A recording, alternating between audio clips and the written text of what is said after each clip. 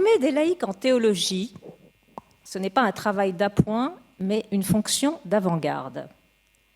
Ces mots sont ceux du pape Paul VI, le 17 octobre 1975, lors de l'audience qu'il accorde à Monseigneur Poupart, alors recteur de l'Institut catholique de Paris, pour exprimer sa vive satisfaction devant le développement de la formation théologique des laïcs mise en place à l'ICP quelques années plus tôt. À peu près cinquantaine d'années plus tard, l'image de l'avant-garde reste, me semble-t-il, pertinente pour illustrer tant l'histoire de la formation théologique des laïcs que les défis auxquels elle est provoquée, cette formation théologique, dans la société d'aujourd'hui. Si nous sommes amenés, à l'occasion de cet anniversaire de la faculté de théologie, à repérer comme pertinent le fait de nous arrêter un moment sur l'étude de la théologie par les laïcs, c'est que cette réalité pourrait ne pas aller tout à fait de soi, soit que l'on pense que les laïcs s'intéressent évidemment à autre chose qu'à la théologie, soit peut-être que l'on pense que ce ne soit pas aux laïcs de faire de la théologie, parce que c'est un domaine réservé à celui qui entend mettre sa vie au service de l'Église, autrement dit le clerc et le religieux.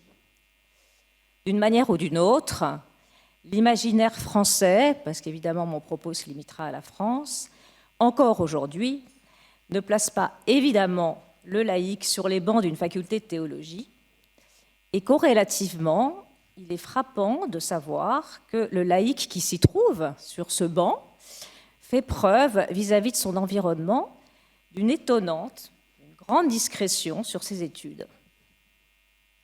Il n'y a donc pas d'évidence immédiate, à moins d'un besoin particulier de l'Église, à ce qu'un laïc choisisse de faire des études de théologie dans un cadre universitaire.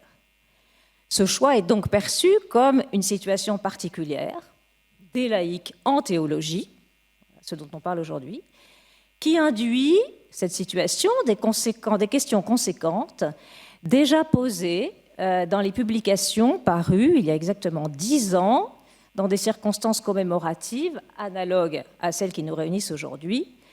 Pourquoi des laïcs en théologie et pour qui des laïcs en théologie?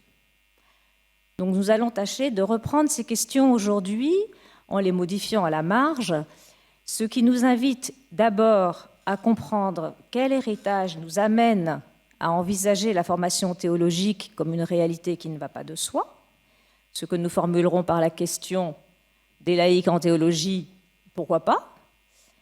Puis nous mettrons un focus sur la figure du laïc qui se présente pour faire de la théologie. Qui est-il? Avant d'esquisser les contours des défis à relever pour le laïc formé en théologie, ce que nous formulerons ou prou par la formule suivante, des laïcs en théologie, vers quoi?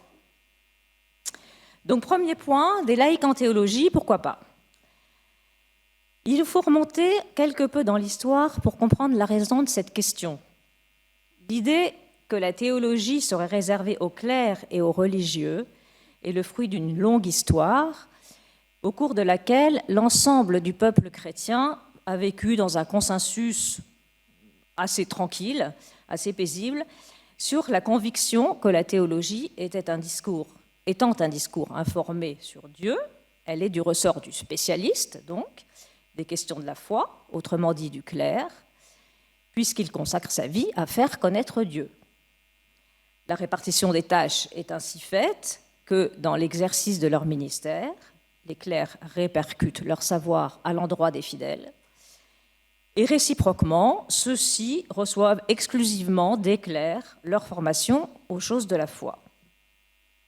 Les lieux de formation théologique reflètent d'ailleurs cet état de choses, puisqu'on est formé en théologie dans les séminaires, réservés aux clercs, dans les centres propres aux ordres eux-mêmes. Et si la théologie est effectivement enseignée à la Sorbonne, cela s'arrête à la fin du XIXe, comme on l'a vu ce matin. Ça ne concernait pas les laïcs, cette formation ne concernait pas les laïcs. Et à l'ICP, à l'Institut catholique lui-même, la faculté de théologie qui voit le jour en 1889, comme on l'a évoqué ce matin, ne forme que des clercs. Donc la distinction au sein des fidèles, entre le clerc enseignant et le laïc enseigné, se vit en bonne intelligence, jusqu'à ce que, sous l'influence de la philosophie des Lumières, de la philosophie de l'autonomie du sujet, sans doute aussi à cause de l'instauration des républiques laïques en Europe, cet ordre établi se trouve peu à peu ébranlé. Et progressivement éclot au XXe siècle la prise de conscience par les laïcs de leur identité individuelle de chrétiens, qui les fonde à avoir un rôle, ou à réclamer ou à solliciter un rôle plus opérationnel dans la mission de l'Église. Et ainsi, sous la forme d'organisations structurées comme l'Action catholique par exemple, ou les équipes Notre-Dame dans un autre domaine, qui sont nées en 1938, pour ne citer que celle-là, des initiatives se déploient et dessinent une figure du laïc qui suscite d'ailleurs de la part de théologiens tels Yves Congar ou Karl Rahner une réflexion sur le laïcat comme phénomène en soi.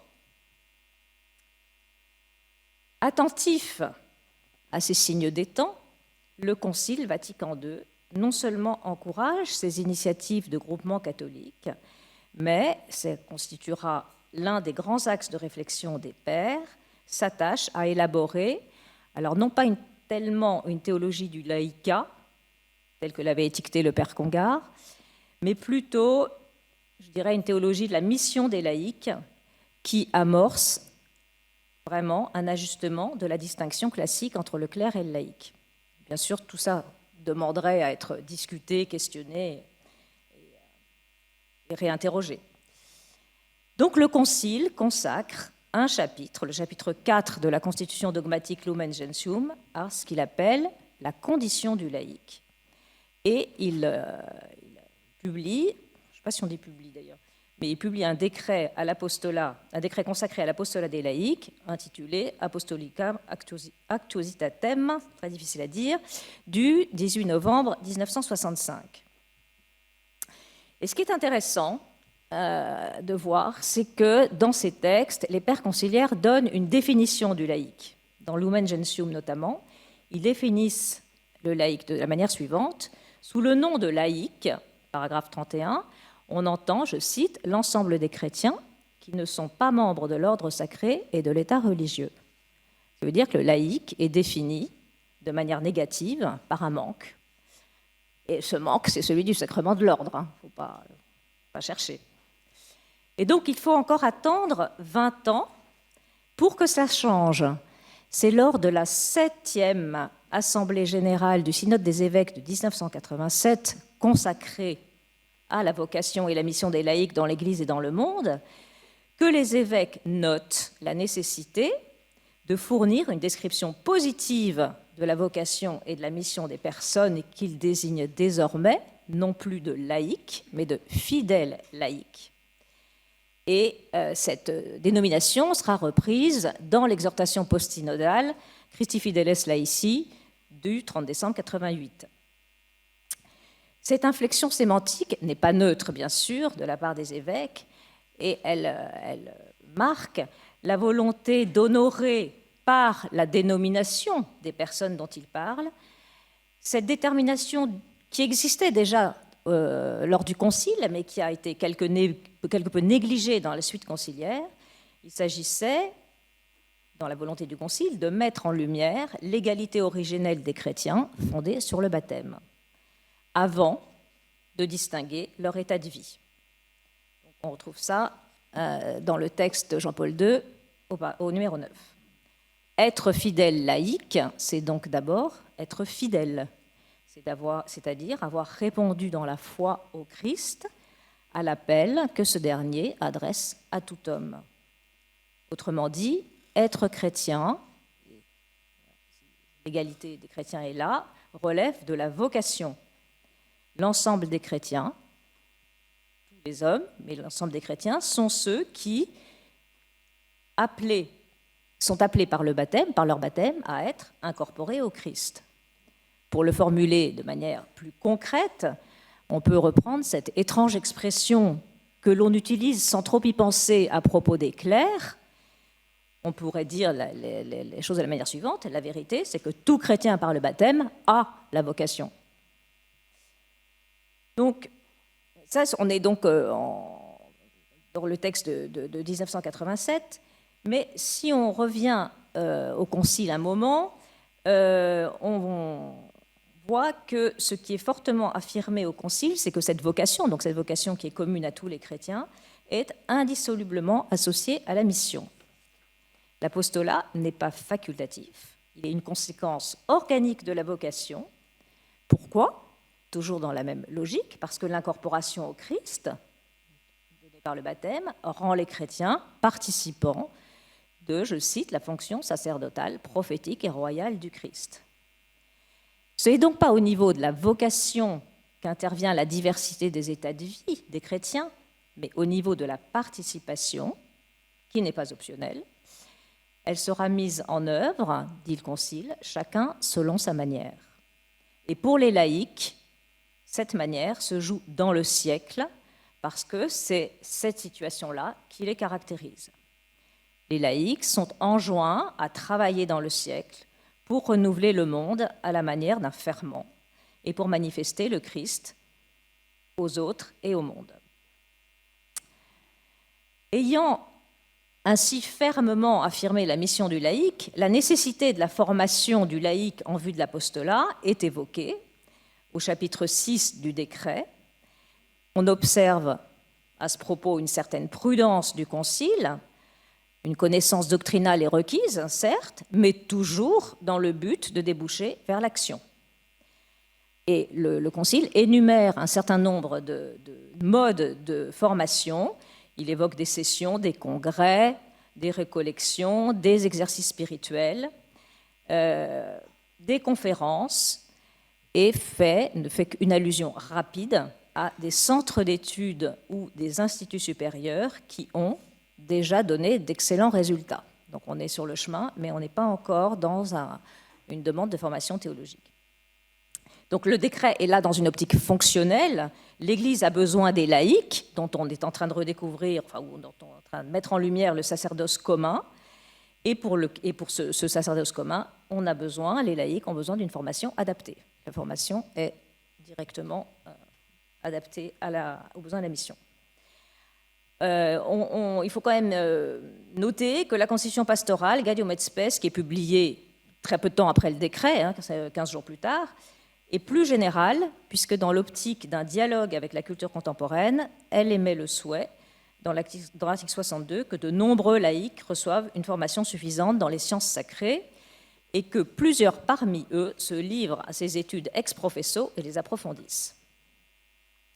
Donc, cette première phase-là, pour savoir d'où on vient, peut-être la synthétiser, on pourrait dire qu'un grand pas est accompli par le Concile pour ajuster la différence entre les clercs et les laïcs.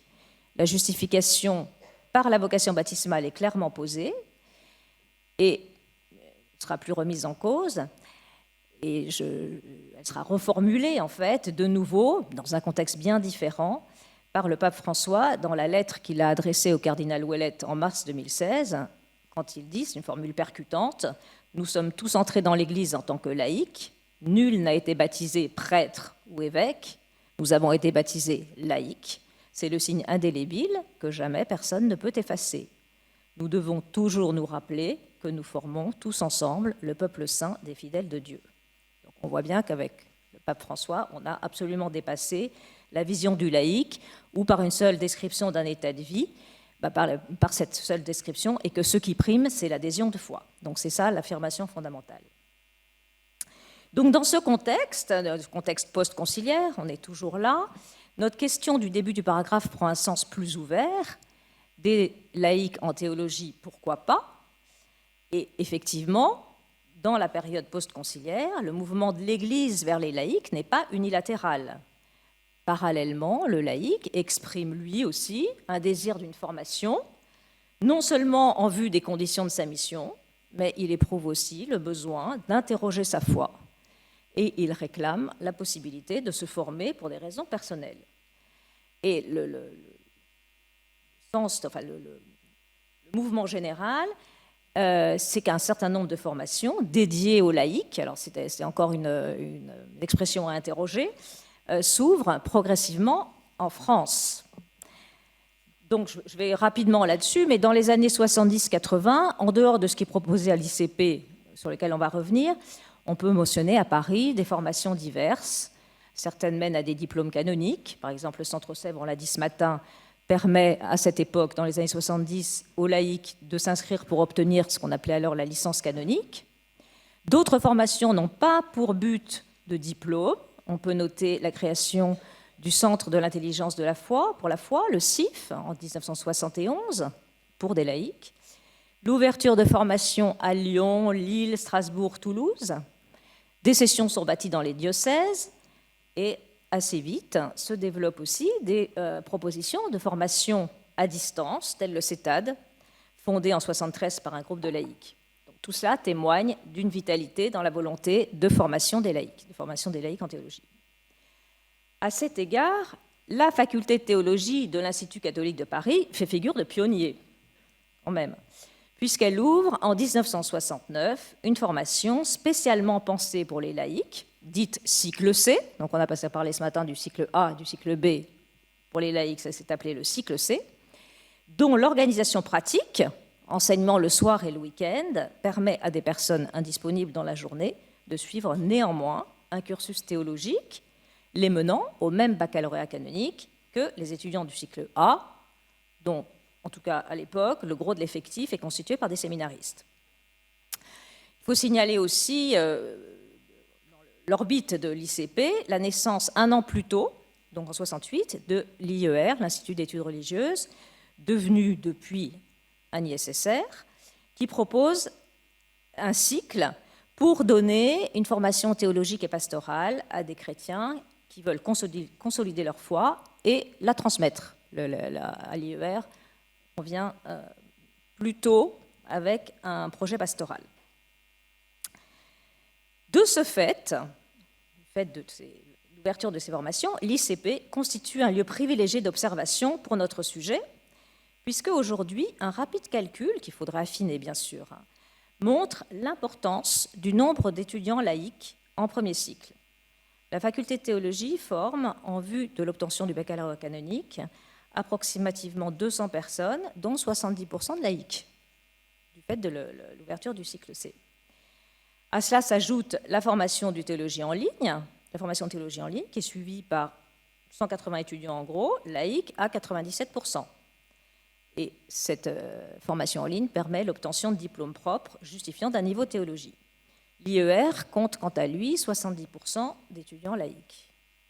Alors bien sûr, il faudrait affiner les choses. Ce n'est pas le cas dans les deuxième et troisième cycles, qui ont vocation à former des théologiens enseignants et des chercheurs. Les chiffres sont plus difficiles à établir, mais il est sûr que la proportion s'inverse. La grande majorité des étudiants sont déjà clercs ou se destinent à l'être et ou sont religieux. Donc là, il y a une question qui s'ouvre. Donc on peut dire qu'à l'ICP, qui était en cela à l'avant-garde évoquée par Paul VI, on prend donc pleinement la mesure de ce fait, qui n'est certes pas massif, mais qui existe dans la durée. Des laïcs veulent se former en théologie. Donc on va essayer d'entrer un petit peu plus dans la compréhension de ce fait. Qui sont ces laïcs qui veulent se former? De qui parle-t-on? Qui est le laïc qui se présente aujourd'hui pour suivre des études de théologie? Quelles sont ses requêtes? Alors, je distinguerai le laïc dont les objectifs sont liés directement à une demande de mission, dans un cadre pastoral, de celui qui vient pour des raisons personnelles. C'est cette deuxième tranche d'étudiants qui est intéressante parce que c'est avec elle qu'on peut imaginer des manières d'intervenir, des lieux d'intervention une fois qu'ils ont terminé leurs études. Donc aujourd'hui, le laïc qui souhaite s'inscrire dans un cursus de théologie sans projet postérieur défini cherche avant tout un enrichissement personnel. L'expression qui revient très souvent, c'est celle du devenir adulte dans la foi. Ces laïcs se sentent en décalage intérieur entre leur statut d'adulte responsable dans la société et une foi qu'ils qualifient souvent d'infantile, puisqu'elle n'est souvent informée que par un catéchisme d'enfant, ce que le père Vidal appelait un catéchisme de convenance. On note tout de même à ce propos que depuis une vingtaine d'années viennent des personnes qui n'ont pas été éduquées dans la religion chrétienne, autodidactes dans la foi, et qui cherchent à structurer leur questionnement personnel. Ce qui est relativement commun dans ces démarches, c'est que même s'ils n'ont pas de projet précis pour la suite de leurs études, en général, ils n'envisagent pas de s'en tenir qu'à un bénéfice individuel de ces études.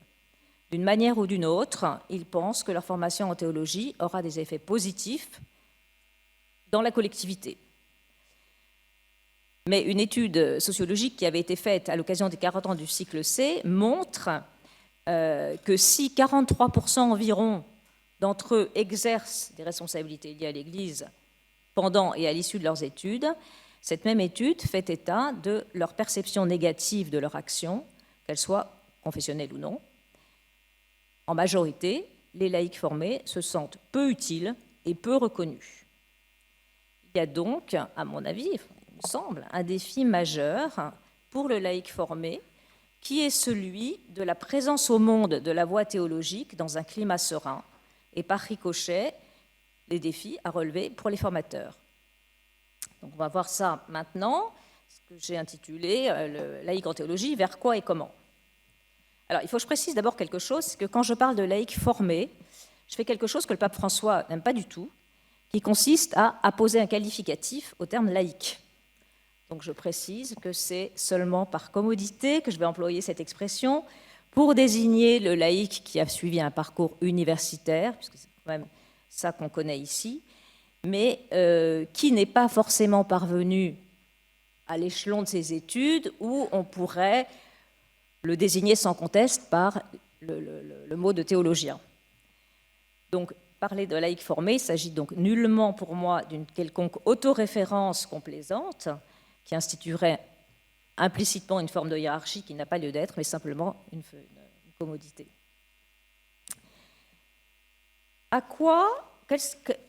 Quel est le défi, en fait, pour le laïc formé aujourd'hui? En quoi le laïc est-il provoqué dans l'espace contemporain, eu égard à la formation qu'il a reçue? C'est très difficile de répondre comme ça à cette question. J'ai envie de le prendre sous cet angle-là. C'est évidemment un truisme de dire que le laïc 2019 s'affronte à un contexte radicalement de celui des années 60-70. Mais il me semble cependant qu'il n'est pas inutile de comprendre d'où on vient. Et je propose pour ça de regarder un bref abstract de la parole magistérielle qui dénote les déplacements significatifs de l'évolution du rapport au monde de l'Église dans les 50 dernières années. Et ce n'est pas sans influence sur la mission attendue du laïc. Au moment du concile, le décret sur l'apostolat des laïcs enjoint à ces derniers de participer à la mission de l'Église qui est, je cite le paragraphe 2, « faite pour étendre le règne de Dieu à toute la terre ». Le laïc doit, je cite encore, travailler sans cesse, non seulement pour faire connaître, mais pour faire accepter le message divin du salut par tous les hommes sur toute la terre. Donc on voit bien que là, on est dans une logique de performance. Il y a un but à atteindre, c'est d'ailleurs le titre du chapitre 2 du texte, et ce but, c'est, je cite encore l'introduction, le renouvellement chrétien de l'ordre temporel. Donc, on est dans un contexte d'athéisme grandissant, les pères sont préoccupés de ça et ils usent d'un vocabulaire qui traduit une forme de stratégie en vue de christianiser les espaces qui ne le sont pas ou de reconquérir ceux qui ne le sont plus. La formation des laïcs à cette mission fait partie du plan, elle est prévue. Mais comme on l'a dit tout à l'heure, au service de l'apostolat. 20 ans plus tard, dans l'exhortation post-synodale, le ton du pape Jean-Paul II reste encore largement assertif. Il est soucieux de la sécularisation massive des pays de tradition chrétienne et il développe le thème de la nouvelle évangélisation, dans le cadre de laquelle il incombe particulièrement aux laïcs de, et je cite là encore, témoigner que la foi constitue la seule réponse pleinement valable aux problèmes que la vie suscite en chaque homme et en toute société. Et donc, cette requête répond à ce que l'exhortation qualifie d'urgence à refaire partout le tissu chrétien de la société humaine. Donc encore un accent de reconquête, avec cependant une inflexion qui se fait jour dans l'insistance du texte sur la dimension personnelle d'une vie unifiée entre la vie spirituelle et le quotidien du laïc, qui est perçue comme une condition nécessaire pour que sa parole de témoin du Christ soit audible. Au risque d'être caricatural, bien sûr, on a l'impression que là, le vocabulaire de type guerrier a laissé la place à une sémantique de l'entreprise, qui reflète d'ailleurs le contexte ambiant d'hypermarchandisation.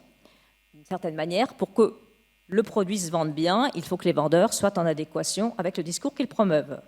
Donc la formation du laïc est envisagée dans cet horizon, sous cet horizon, selon une lignée descendante à l'intérieur de l'Église, à partir du pape, qui est le premier formateur, et jusque dans les structures ecclésiales. Donc on vient de là, et c'est intéressant maintenant d'entendre ce que 30 ans plus tard, soit 60 ans après le Concile, d'entendre le lexique, le champ lexical que le pape utilise dans la lettre au cardinal Ouellet. Il est frappant de constater que le pape prend en compte le changement d'ambiance générale dans le monde occidental que l'on a coutume d'appeler la postmodernité. Alors, les auteurs qui analysent cette époque s'accordent à la caractériser par l'abandon, évidemment, je fais ça à gros traits, l'abandon des méta-récits, des grands récits de légitimation du sens de l'histoire, au profit de ce que Denis Villepellet appelle, dans son ouvrage Le labyrinthe de la postmodernité, une multiréférentialité. Ce qu'il veut désigner par là, c'est que dans l'époque postmoderne, on a, dans l'espace culturel, un certain nombre de systèmes de signification à valeurs très différentes les uns des autres, qui communiquent, mais qu'on s'interdit d'en privilégier l'un plutôt que l'autre. Et donc, la multiréférentialité, c'est la capacité à faire circuler les significations d'un système à l'autre, à les recomposer dans une interaction permanente qui estompe les limites. Et malgré cela, la multiréférentialité fait sens. Très difficile à saisir pour un moderne.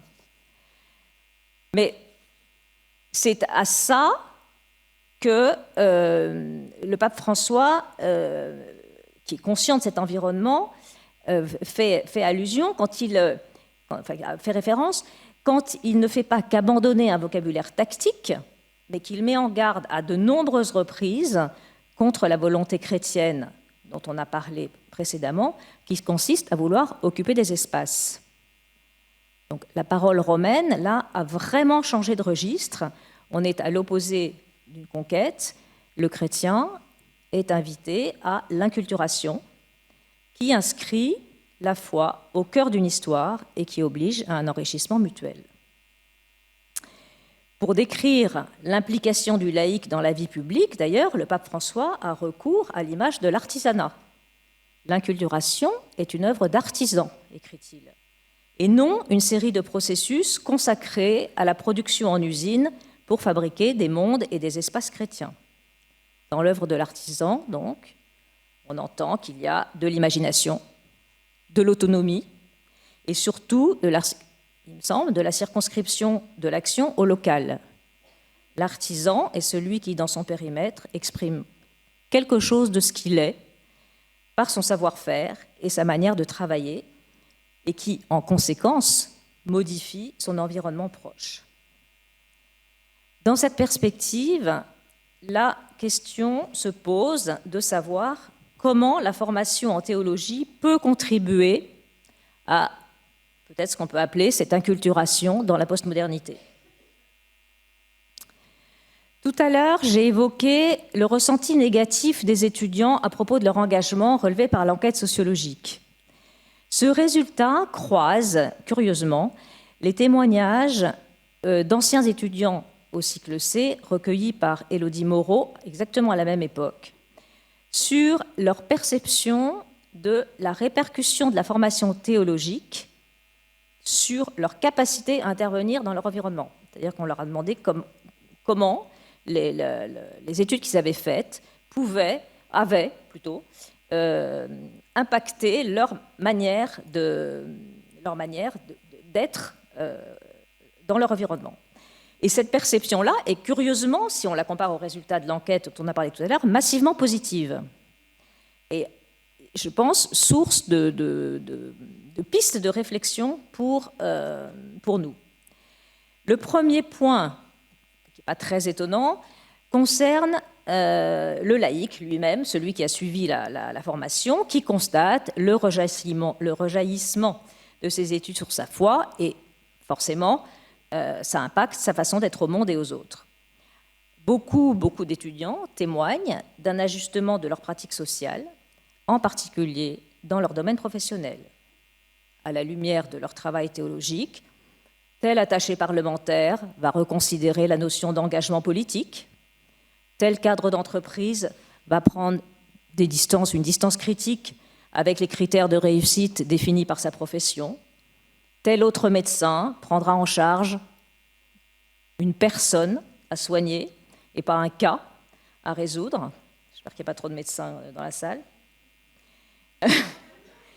Et cet impact-là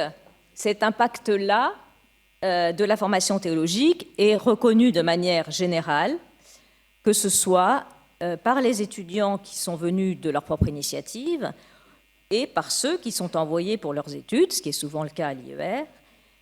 En tout cas, les études de théologie ne sont jamais perçues comme anodines sur son propre rapport au monde.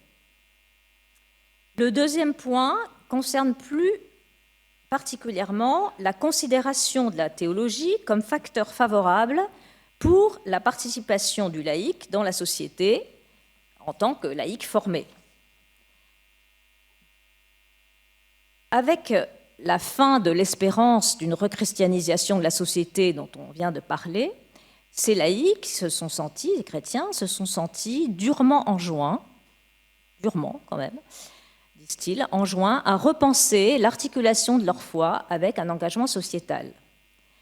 Les laïcs formés témoignent désormais à ce sujet, donc au sujet de leur engagement, d'une approche pragmatique, modeste, ne passant pas par un programme à appliquer, mais plutôt par un discernement des signes des temps pour créer de nouvelles formes de participation fondées essentiellement sur le dialogue, qui est quand même le maître mot qui revient dans tous les témoignages.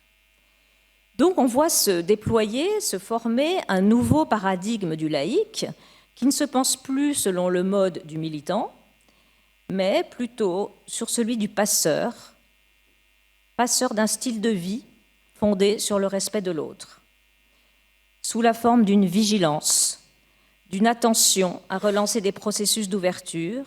Ce nouveau laïc cherche avant tout à lutter contre la sclérose des systèmes.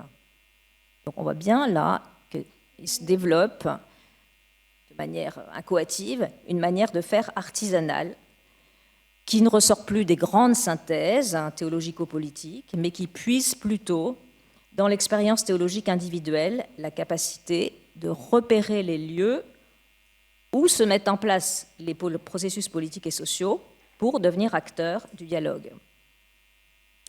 Et pour ce faire, la théologie, disent-ils, est perçue comme une aide, tant par les outils de recul et la capacité d'argumentation qu'elle apporte, que par l'éthos de discussion auquel se familiarisent les étudiants d'horizons très divers au fur et à mesure des travaux de groupe.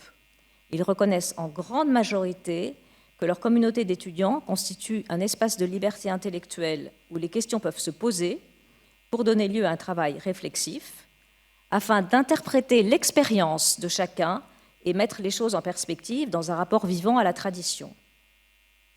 Donc on peut espérer que, rendu par ces études attentif à l'emploi d'une méthode dialogique pour aborder la complexité des choses et le pluralisme des significations, le laïc est alors une chance d'être considéré comme un interlocuteur crédible dans la société en étant une figure chrétienne, peut-être plus immédiatement accessible qu'un clerc qui est facilement associé à une autorité dogmatique. Je rêverais pour ma part que se généralise l'expérience d'une enseignante de la maison qui a été invité par le Centre de recherche théologique de Princeton pour participer au programme de recherche, un programme de recherche en astrobiologie dans le cadre d'un programme de la NASA sur un sujet particulièrement prospectif qui était, je vous donne l'intitulé du sujet, Habiter d'autres terres. Donc, elle a participé en tant que théologienne à la réflexion sur un programme scientifique général. Il me semble que ça correspond au souhait du pape François, très marqué, comme on le sait, par la question des frontières, avec toujours ce souci d'un dialogue sans prosélytisme. L'enjeu est là, peut-être, on espère, que via le laïc formé, il y ait une présence au monde qui signifie une présence aux frontières, qu'elle soit géographique, je pense par exemple à la question de l'immigration, qu'elle soit anthropologique, là où précisément les frontières se brouillent, je pense par exemple à la frontière avec l'animal ou la frontière avec la technique, ou bien sûr, éthique, sachant que les trois plans s'enchevêtrent, bien sûr. Donc se poster aux frontières, non pas pour dominer de la voix, mais pour entrer dans le dialogue d'où seul naît le consentement à la diversité. Sans pour autant perdre le spécifique de la voix chrétienne, qui sera celle qui fait valoir, entre autres choses, l'attention à la personne humaine et le sens de l'appartenance à une communauté. Le défi pour le laïc formé est donc à la fois vaste et délicat. L'abandon de la culture du chiffre par l'Église oblige le laïc à un chemin d'artisanat, d'une grande exigence. Il s'agit de s'engager sur tous les plans et il s'agit d'être attentif aux lieux propices à cet engagement. Donc, le chemin est délicat, il est vaste et il est délicat. Il est délicat en ce qu'il n'est pas frontal, mais qu'il ressort d'une posture dialogique qui requiert à la fois écoute de l'autre, discernement, écoute de l'autre, et dans cette écoute, discernement de ce qui peut être revisité dans les ressources chrétiennes pour permettre une inculturation actuelle de l'Évangile. Cette exigence, elle concerne bien évidemment la manière d'enseigner dans la théologie, dans les facultés. Et donc, dernier point, quels peuvent être les défis pour le formateur des laïcs en théologie ? On sait bien que la théologie, il n'y a pas de théologie décontextualisée. Quel que soit l'avenir théologique des étudiants, la formation théologique ne peut être pensée, ou il semble, ne doit être pensée que dans la visée de permettre un engagement, qu'il soit ecclésial ou non. Alors, on arrive quand même de loin, puisque je refais un petit passage en arrière. En 1953, quand Yves Congar a publié son ouvrage, maître ouvrage, pour penser théologiquement la situation des laïcs dans l'Église, qui s'intitulait Jalons pour une théologie du laïcat, il consacre quelques lignes à l'enseignement de la théologie, et après avoir convenu que le laïc est bien sur le même pied que le clerc dans le rapport à la théologie, il ajoute quand même quelques pages plus loin que les laïcs ne feront jamais exactement de la théologie comme les prêtres. Vraiment, conclut-il, la théologie proprement dite est par excellence un savoir de clerc et même de prêtre. Pas entrer ici dans une critique des propos de Congar, bien sûr, sur lequel il est d'ailleurs revenu, mais prendra de cette résistance qui ne nous empêche pas d'honorer la démarche de Congar, mais qui est un marqueur de l'état d'esprit qui était en œuvre, qui était là, sur la pertinence d'offrir une formation théologique aux laïcs.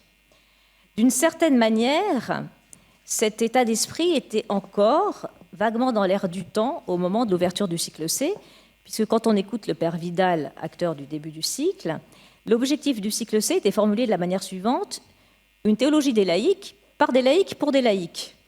Donc le slogan sous-entendait d'une certaine manière qu'il y aurait une manière particulière de faire de la théologie adressée à des laïcs. Et bien sûr, on entend bien que l'idée était de mettre l'accent sur l'aspect novateur d'une formation des laïcs à la théologie, mais elle réintroduisait paradoxalement, très peu après le Concile, une différence entre les laïcs et les clercs. Bon, donc la question qui se pose aux formateurs des laïcs en théologie a pris en charge depuis 50 ans toutes ces questions-là. Et quand on a interrogé le père Vidal il y a 10 ans sur l'expérience du cycle C, il pense que l'objectif du cycle C de former des laïcs responsables qui ne soient plus infantilisés par le savoir des clercs a été atteint. Première étape, mais il voyait une nouvelle étape à franchir qui serait une réflexion sur une théologie pratique, disait-il. Il me semble que pour aujourd'hui, nous avons toujours plus à travailler dans ce sens. Si nous voulons former des laïcs à la voix audible, nous devons réfléchir pour accentuer dans nos formations le va-et-vient entre une théologie spéculative et une théologie que je qualifierais plutôt que pratique de pastorale, au sens du mot que lui donnent les pères conciliaires dans la petite note qui précède le texte de la Constitution pastorale Gaudium et Spes.